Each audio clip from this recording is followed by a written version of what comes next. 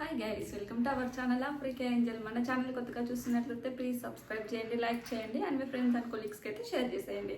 ముందుగా అందరికీ హ్యాపీ వరలక్ష్మి వ్రతం అండి. సో అందరూ వరలక్ష్మి వ్రతాన్ని బాగా చేసుకున్నారా? సో నేను కూడా బాగా సెలబ్రేట్ చేసుకున్నాను. మనం ప్రతి సంవత్సరం వరలక్ష్మి వ్రతాన్ని చేసుకుంటున్నాం కదా. సో దీని విశిష్టత ఏంటి, దీని వెనుకున్న కథ ఏంటో ఈ రోజైతే తెలుసుకున్నాము. పెద్దవాళ్ళకైతే ఆల్మోస్ట్ అందరికీ తెలిసి ఉంటుంది, కానీ నాలాంటి ఏజ్ వాళ్ళకైతే తెలియదు. సో వరలక్ష్మి వ్రతం అంటే మనం అమ్మవారిని నిలబెట్టేసి కొంచెం నైవేద్యాలు చేసి ఒక 5 మంది ముత్తైదులు పిలిచి వాళ్ళకి జాకెట్ ఇచ్చి అండ్ ఫ్రూట్స్ ఇచ్చి అంతవరకు అయితే తెలుసు. వాటి కథ అయితే ఆల్మోస్ట్ ఎవరికి తెలీదు. సో తెలియని వాళ్ళ కోసం అయితే ఇది, తెలిసిన వాళ్ళకైతే ఓకే స్కిప్ చేసేయండి వీడియో. సో నేను కూడా ఈరోజు మార్నింగ్ అయితే విన్నాను ఈ కథ గురించి. సో చాలా ఇంట్రెస్టింగ్ అనిపించింది. సో పూర్వకాలంలో అయితే మగధ అనే పట్టణంలో కుండినం అనే పట్టణం అయితే ఉండేది. సో ఆ పట్టణంలో చారుమతి అనే ఒక స్త్రీ అయితే ఉండేది. ఆమెకి చాలా భక్తి శ్రద్ధలతో ఎక్కువగా అందరినీ వినయ విధేతలతో అయితే చాలా బాగా ఉండేది.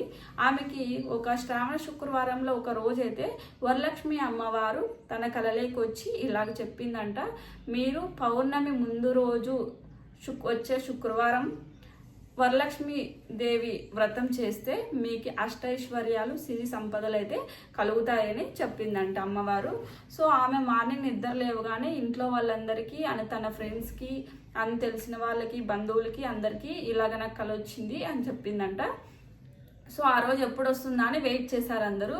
సో తన కుటుంబం అండ్ వాళ్ళ బంధువులు అందరినీ పిలిచి ఇంట్లో చాలా బాగా అయితే సెలబ్రేట్ చేశారంట వరలక్ష్మి వ్రతాన్ని. మార్నింగ్ నిద్ర లేచి ఇల్లు మొత్తం క్లీన్ చేసి అమ్మవారికి కొన్ని నైవేద్యాలు తయారు చేసి, సో అక్కడ అవైలబుల్లో ఉన్న వాళ్ళకి పూలు, రకరకాల పూలు అయితే ఉండేవి కదా అప్పటి కాలంలో. ఇప్పటికన్నా అప్పుడు చాలా అయితే ఎక్కువ ఉండేవి. ఆ పూలన్నీ అమ్మవారికి అలంకరణ చేసి సో వరలక్ష్మి వ్రతాన్ని అయితే పూర్తి చేశారంట. సో పూర్తి చేసిన వెంటనే వాళ్ళకు వచ్చేసి అష్టైశ్వర్యాలు సిరి సంపదలు అయితే కలిగాయంట. అప్పటి నుంచి మనం ప్రతి సంవత్సరం వరలక్ష్మి వ్రతాన్ని అయితే సెలబ్రేట్ చేసుకుంటున్నాం. సో కథ అయితే చాలా బాగుంది కదా, చాలా ఇంట్రెస్టింగ్గా కూడా ఉంది.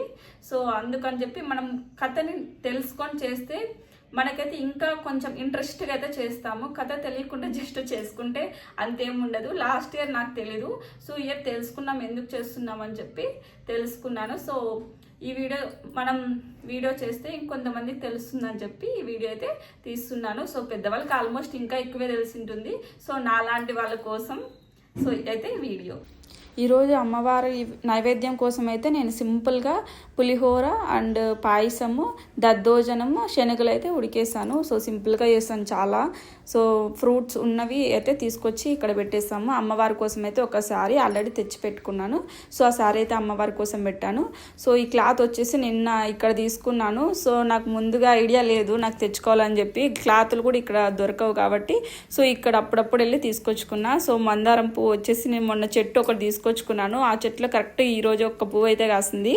ఎక్కువైతే హడావిడి లేదు. నా దగ్గర ఉన్న వాటితో అయితే అమ్మవారిని సింపుల్గా అయితే ఇలా డెకరేషన్ చేసుకున్నాను. సో మనస్ఫూర్తిగా అమ్మవారిని అయితే మొక్కున్నాను. వరలక్ష్మి అమ్మవారి ఆశీస్సులు ఉండాలని సో వీడియోని అయితే ముగిస్తున్నాను. So thank you for watching this video. So for more videos please like, share and subscribe my channel. Thank you.